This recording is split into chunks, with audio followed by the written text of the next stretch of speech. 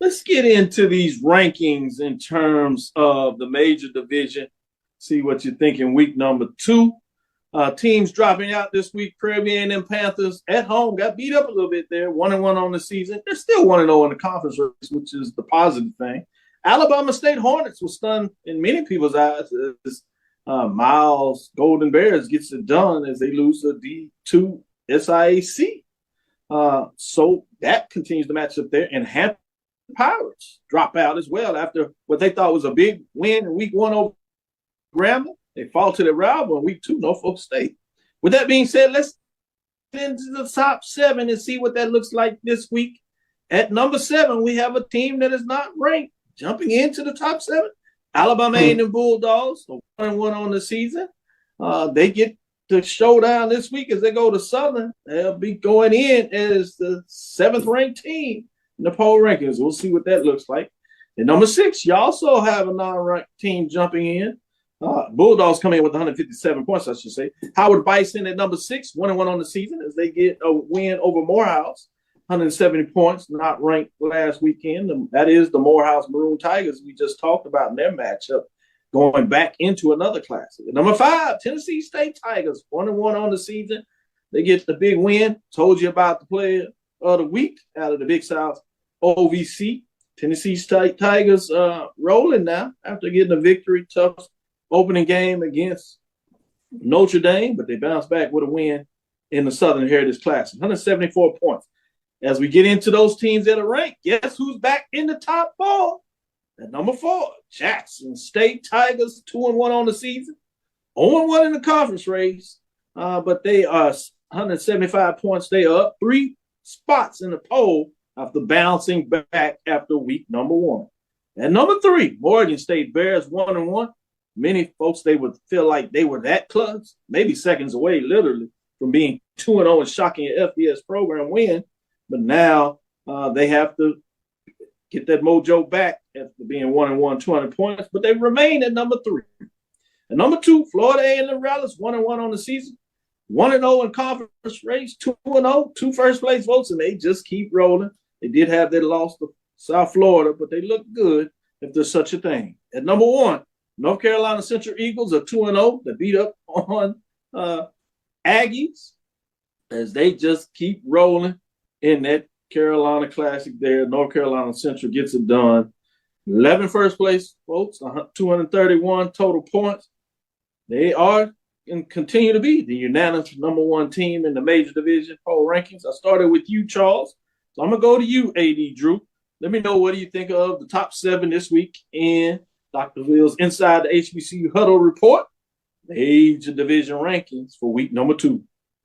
Hey, Dr. Cavil, this is the byproduct of when you switch from a top 5 to a top 7.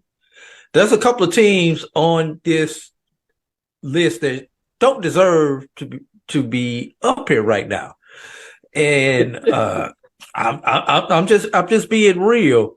And then we've got a team that's receiving votes. Prairie View Panthers. Prairie View beat long victory came in the SWAC West. They hold the mantra for the SWAC West with the only victory in the 2 weeks that the SWAC West has played a game, but that victory came against the SWAC West opponent. So let's discount that one right there.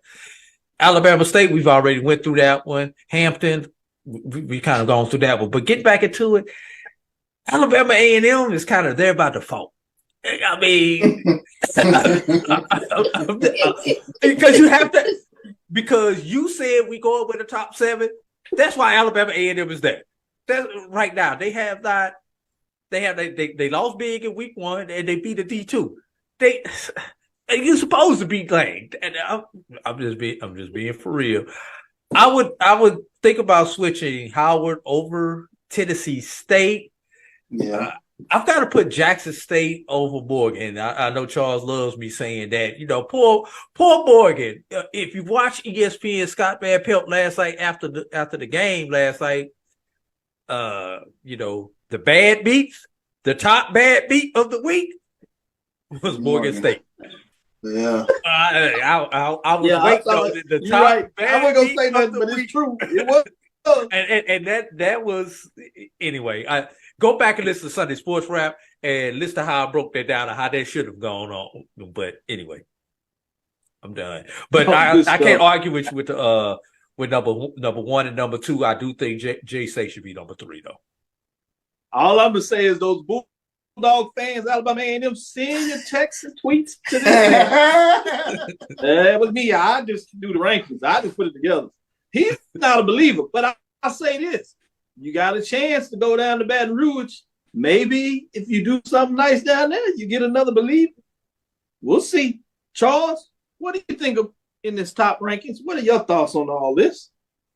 I would just the eyeball test, the way Howard looked against Eastern Michigan, and then they come out dominant against Morehouse. Howard would be on top of Tennessee State for me. Tennessee State with the squeaker. It was almost a miracle in Memphis there for UAPB. And that it's interesting how a loss sort of invigorated a fan base. You know, that was very interesting to me to kind of watch UAPB's fan base this past week. Jackson State, I can't say enough about that. That's a huge win, especially coming off of the Florida A&M loss. If any time there was a team licking their chops, waiting on Jackson State to come in, was Southern home opener Pete Richardson Classic, and they spoiled the party. That's big. That's big for TC's program. That's big for Jackson State going forward. And like I said, if you don't get Jackson State early, they get dangerous. Down the schedule. So we'll see if Florida A&M gives back any ground. But I tell you what, it's hard to go against North Carolina Central and Florida A&M right now. They both look the part. They both look like the two best teams in HBCU football. They look like two of the better teams in FCS football, period. Good stuff. Good stuff. So you say you have Howard over Tennessee State? Yeah, I think Howard has looked a little bit better than Tennessee State. And the data right now, Tennessee State, of course, they had Notre Dame, wiped that one off. But just me looking at them versus UAPB, I thought they were going to be a little bit more dominant in regards to the defense. But, Swag got Offensive Player of the Week off of Tennessee State's defense because John's he ran for 167 yards against Tennessee State. So eyeball test, I think Howard just looked a little better than Tennessee State thus far. Johnny Davis, I would concur. Running back. Yeah, I would concur with you, Charles, on that. In terms of this, for you, Drew, who you have in the top 7 since you're not excited about Alabama A&M being ranked there this week, at least? Honestly, I would have cut it off at 6. That's how. Hey, I mean, because there is nobody there outside who's receiving votes who dropped out, who's looks sexy, who's looked the part. Hell Wildcats. Give a thumb up when you vote. They beat Savannah State. Savannah State haven't shown me nothing yet, man. Come on, man. And I'm being serious. No one else has shown me anything to make me believe that they put you like this. Your number 7 slot is going to be like a revolving door this year with what I've seen through the 2 weeks of football this year, Dr. Cavil. You're going to be struggling to find out who's number 7 right now until somebody looks the part. Yeah. Yeah, I can't argue with that. That's a great point, especially for the next couple of weeks. It's going to be interesting to see just how long that goes on, who rotates in and out of the top 7. Will somebody have on the top 7 and maybe even push their way up?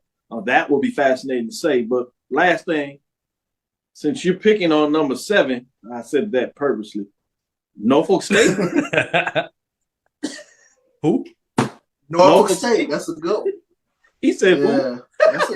All right, let me go to a break before we get all of us in trouble. We got Bulldogs bad, Hornets bad, Spartan Nation bad. He said, who? Oh, my God. Behold, the great goal. Already told us about Tennessee State and talk about he's not looking the part.